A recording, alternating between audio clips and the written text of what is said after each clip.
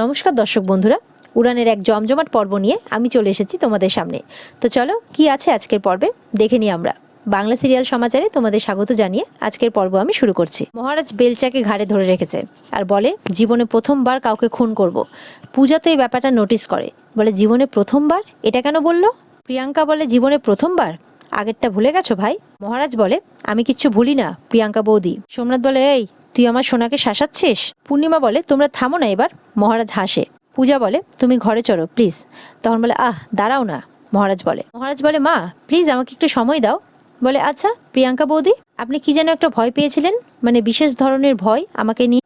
In fact ওই police অফিসারকে বলেও এসেছিলেন কি যেন। প্রিয়াঙ্কা তো অন্যদিকে মুখ ঘুরিয়ে চুপ করে দাঁড়িয়ে আছে। সোমনাথ একবার প্রিয়াঙ্কাকে দেখছে, একবার মহারাজকে দেখছে। পূজা বলে তুমি ঘরে চলো না প্লিজ। মহারাজ বলে দাঁড়াও না, কথা বলছি তো। কি যেন ও মনে পড়েছে, আমার হাতে খুন হওয়ার ভয়, তাই তো? প্রিয়াঙ্কা তাকিয়ে থাকে মহারাজের দিকে। প্রিয়াঙ্কা এবার দুপা পিছিয়ে যায়। সোমনাথ বলে ভয়টা কি অমূলক? তুই কি হাতে দাঁড়িয়ে আছিস? বেলচা হাতে। ওটা দেখে তো এমনি ভয় লাগবে, না ভয় লেগে কি ভালোবাসবো নাকি?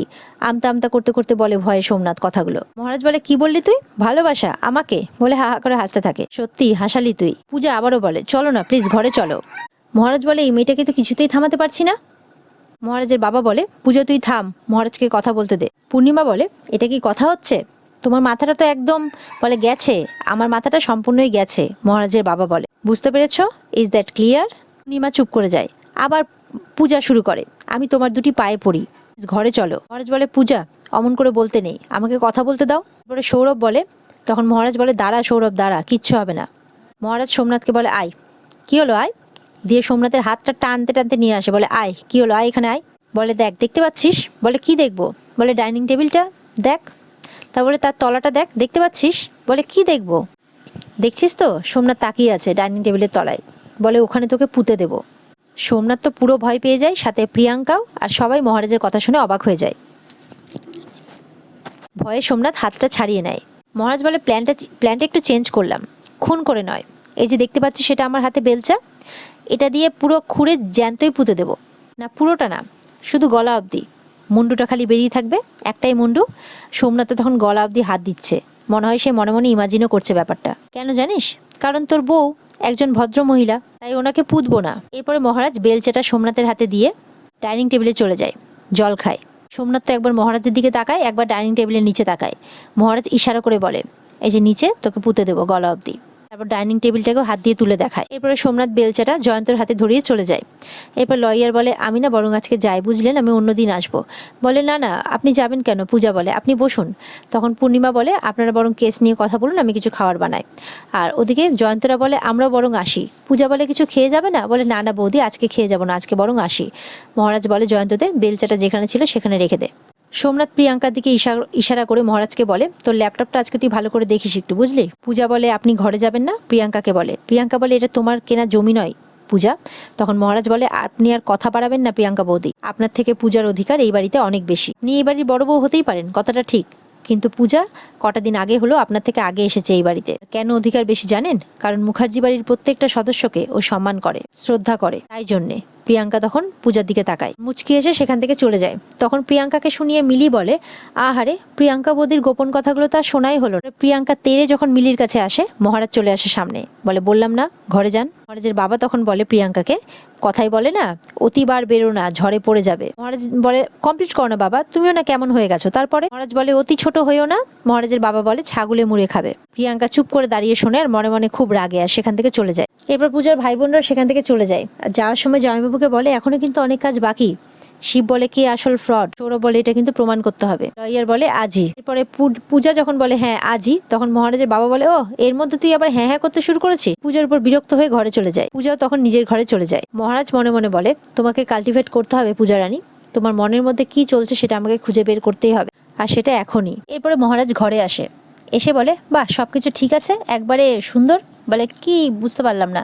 বলে না কোনো কিছু ভাঙেনি তাই। পূজা বলে কেন, কোনো কিছু ভাঙা উচিত ছিল? বলে আমার মন। মানে? মহারাজ বলে না ভাঙেনি, ঠিক আছে। তারপর পূজা ঘরে নিজের কাজ করতে থাকে। মহারাজ তখন পা আর কোমর ব্যথায় বাবাগো মাগো করতে থাকে। মহারাজ বলে কোমরে। পূজা বলে কি কোমরে কি? বলে শুধু কোমরে না, পায়ে দুটোতেই ব্যথা, কালকে সারা রাত দাঁড়িয়েছিলাম তো। বলে কি সারা রাত দাঁড়িয়েছিলেন? বলে শুধু সারা রাত নয়, সারা রাত সারাদিন দাঁড়িয়েছিলাম। অফিসার তো আমাকে বললো যে আমি নাকি সব রেকর্ড ব্রেক করে দিয়েছি। শুনে খারাপ লাগে, কিছু একটা ভাবতে থাকে আর চোখে জল চলে আসে। মহারাজ দেখে, বলে আরে আবার কাঁদে, ওদিকে তো জলের ট্যাঙ্ক খালি হয়ে যাবে, এরকম করে কাঁদলে হবে না। বলে কেউ তোমাকে দুঃখ দিয়েছে, না হলে তো এরকমভাবে চোখের জল পড়বে না। দেখো এই কয়দিনে কিন্তু আমি এইটুকুটা তোমাকে বুঝেছি, পূজা রানী। তোমার বলে পূজা রানী? বলে হ্যাঁ, পূজা রিনী নয়, পূজা রানী। মহারাজ বলে এবার বলো তো কে দুঃখ দিয়েছে আমার পূজা রানীকে? পূজা বলে আমি ওষুধ নিয়ে আসছি, বলে ওষুধ আনতে চলে যায়। এরপরে পূজা ওষুধটা নিয়ে আসে আর মহারাজকে বলে নিন পাটা এবার তুলুন। বলে পা তুলবো কেন? না না না, আমি পাটা তুলতে পারবো না। বলে আমার কোলের উপরে পাটা তুলুন। বলে কি বলছেন এসব? আমি কারো কোলে টোলে পাটা তুলতে পারবো না, আপনি কি বলছেন? পূজা তখন বলে যে ভালো করে বলছি কিন্তু, পাটা তুলুন। পূজা রেগে যায়, বলে কি হলো তুলুন। কিছুতেই তোলে না মহারাজ। তখন পূজা কি করে, মহারাজের পাটা জোর করে বিছানার উপর তুলে দেয়। বলে কি করছেন বলুন তো আপনি? তারপরে নিজের কোলের উপরে ওঠায় আর তেল মালিশ করতে থাকে। মহারাজ তো এটা দেখে পূজার দিকে তাকিয়েই থাকে। পূজা এক এক করে তার মনের কথাগুলো বলতে থাকে মহারাজকে। পূজা বলে আমার জন্য তোমাকে খুব কষ্ট পেতে হলো তাই না গো? মহারাজ বলে না না, এভাবে কেন বলছো? পূজা বলে বিয়ের পর থেকে তুমি একটা দিনও শান্তিতে কাটাওনি, তাই বিয়ের পর থেকে তুমি একটা দিনও শান্তিতে কাটাওনি তাই না গো? শুধুই অশান্তি, আমাকে বিয়ের করার পর শুধুই অশান্তি। আমার উপরে তো দয়া করেছো তুমি, লগ্নভ্রষ্টা যাতে না হয়ে যায় সেই জন্য দয়া।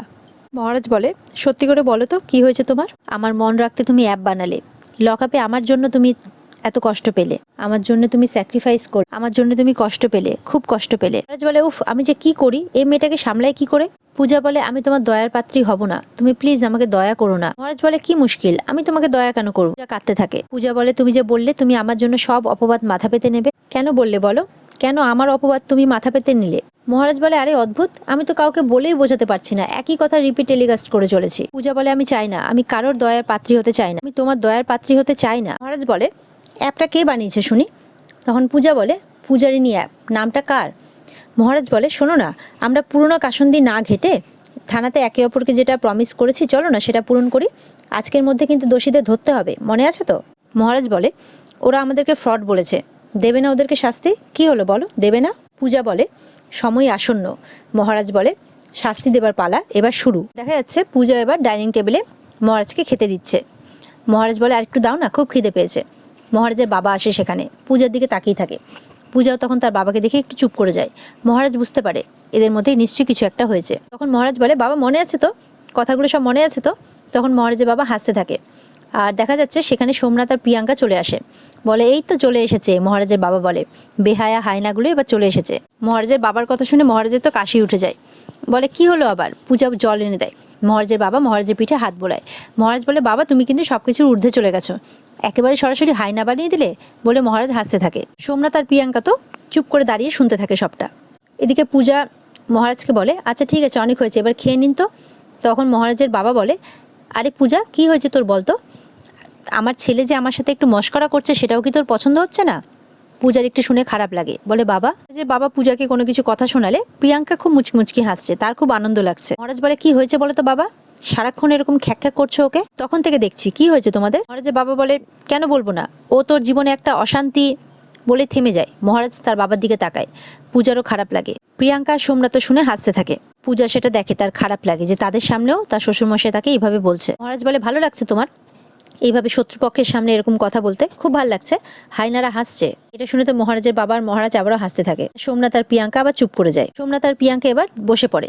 বলে কি রে বসে পড়লি যে, যেখানে বসছিস ঠিক জায়গাটা দেখে বসছিস তো, কোন জায়গায় বসেছিস? সোমনাথ আবার মহারাজের দিকে তাকায়। মহারাজ বলে আরে বাবা, এই সেই ডাইনিং টেবিল যার তলাতে কিন্তু তোকে পুঁতে। তখন সোমনাথ দাঁড়িয়ে পড়ে। দাঁড়িয়ে পড়ে বলতে একদম সোজা প্রিয়াঙ্কার পাশে গিয়ে দাঁড়িয়ে পড়ে। বাবা তো এটা দেখে হাসতে থাকে। প্রিয়াঙ্কা বলে ভাই আমরা সরি বলতে এসেছি, লাঞ্চ খেতে নয়। পূজা মহারাজের বাবা সবাই তো অবাক হয়ে যায়, তাদের দিকে তাকিয়ে থাকে। আর এখানে আজকের পর্ব শেষ হয়ে যায়। তো বন্ধুরা, কেমন লাগলো তোমাদের আজকের পর্ব?